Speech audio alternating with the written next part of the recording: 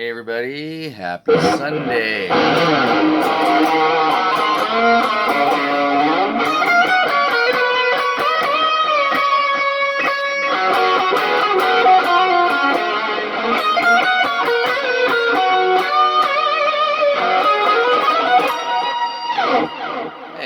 how's it going everybody? Happy Sunday. I finished my 2 coffees already this morning. We're into the hydration mode here. Anybody else playing outdoor gigs this summer? I played quite a few and they are not ending. They're going to keep going until end of August. Yeah. Yeah, stay hydrated, guys. Stay hydrated. Drink lots of water. Drink Gatorade. Drink whatever you have to do.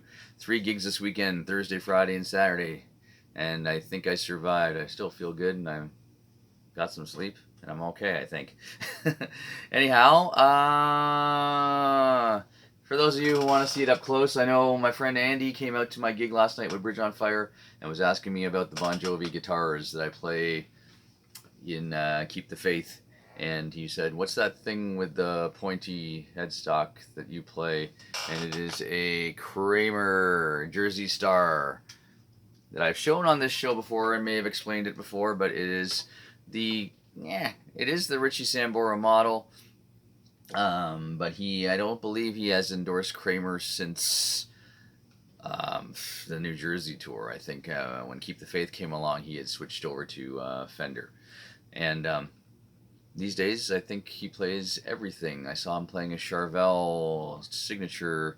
I can't remember the guy's name, the signature model that he's playing right now. It's a guy from Sweden who's a phenomenal player. I don't know. I can't remember the guitar guy's name. If you guys know, let me know.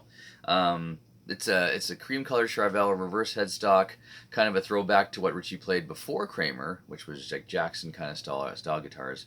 And it's an awesome guitar, relic in that, and it's a guy in Sweden. That guy's guitar. The Jersey Star is actually a very cool guitar. Why am I talking about Richie Sambora? Because it was his birthday yesterday, the 11th, I think, of July. Anyways, it was this weekend. Turned 66 years old. No longer in Bon Jovi, as you guys know. I am a firm believer, and most people will tell you that the band was never the same after he left. I believe all the songwriting, or the good chunk of the amazing songwriting in Bon Jovi, was in his tenure, his era. It was. Let's just be real here. And it's just a sad thing that there was a falling out and things happened, and whatever happened, and they are no longer together. Hopefully someday they will get back together. John's voice is not doing so great, so that probably won't mean touring or anything like that. But legacy, he's a phenomenal player. Came out of a real great scene in the New Jersey, New York City area at that time. Little known fact, he was actually asked to, and he did, audition for Kiss around the, I'm going to say it was the Vinnie Vincent, Bruce Kulick era around that time. Don't know the exact year.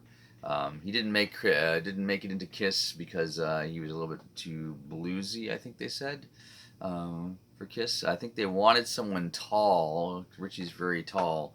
So they were actually, I think, they looked at that first, black hair and tall. You can put the Kiss makeup on. But through circles through New York City, that's probably how he got in and got asked for Kiss. Got asked to audition for Kiss.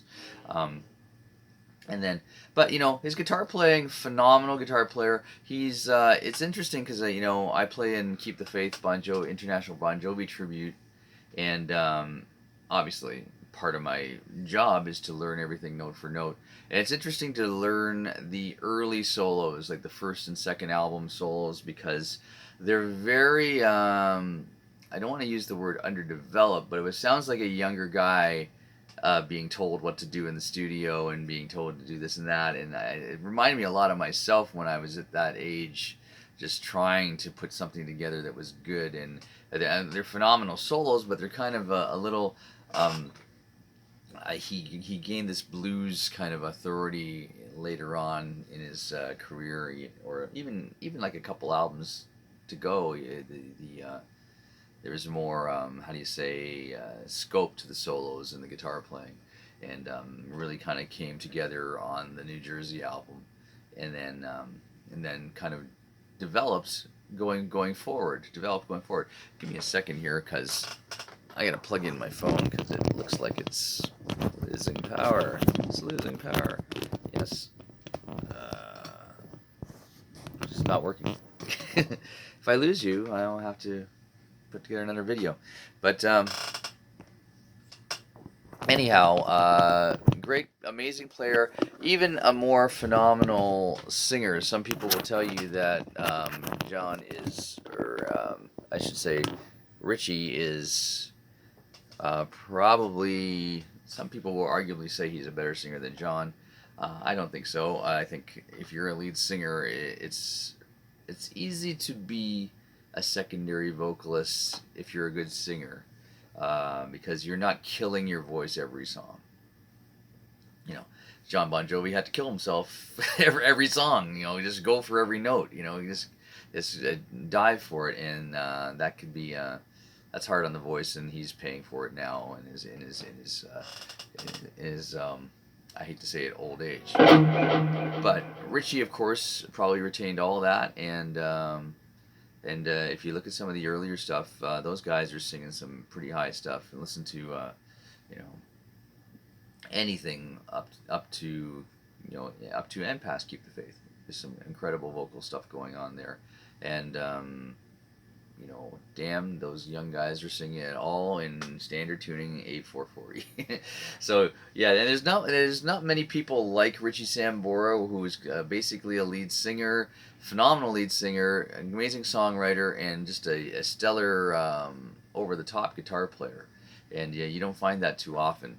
There's I guess Phil X kind of comes in a close second to that, but never could leave up to the legacy of writing those songs and that kind of thing. But yeah, cheers to Richie Sambora, who's taking another stroll around the world. The sun, is that what I meant? I talked about Norm's Rare Guitars documentary. If you're a Richie Sambora fan, watch this documentary. Find it. I found it on something called Xumo Play. XUMO Play. If you're in Canada, if you're in the States, you probably watched it already on Netflix, because you guys had it for a long time. I've been looking for it for a while, and it's on the Xumo Play thing for free. And if you guys get that, watch it. There's some great. There's one great story about Richie and how he took care of a kid, basically. I'm not going to say much more. You guys should watch it and feel the whole emotion of the whole thing. And he hangs out at Norm's Rare Guitars, and that's where he buys most of his vintage stuff. Kramers were kind of phased out. I just mentioned earlier around the Keep the Faith album, where he basically went full on Fender for quite a few years. Still probably plays a lot of Strats. His signature Strat was an incredible guitar, 22 fret Strat, humbucker in the bridge, and of course Floyd Rose bridges. And I gotta find one of those things. They're kind of expensive, but the Kramers kind of went to the wayside.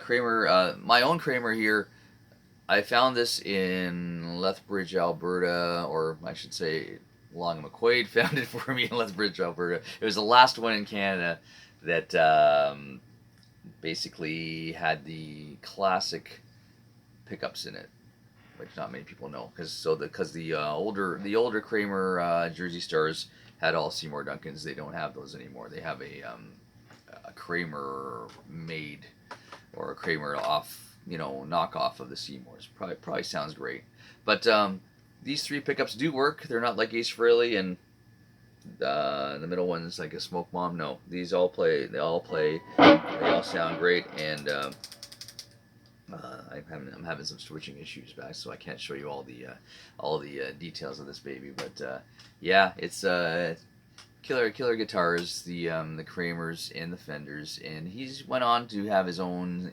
ESP Sambora model. That's kind of very hard to find guitar.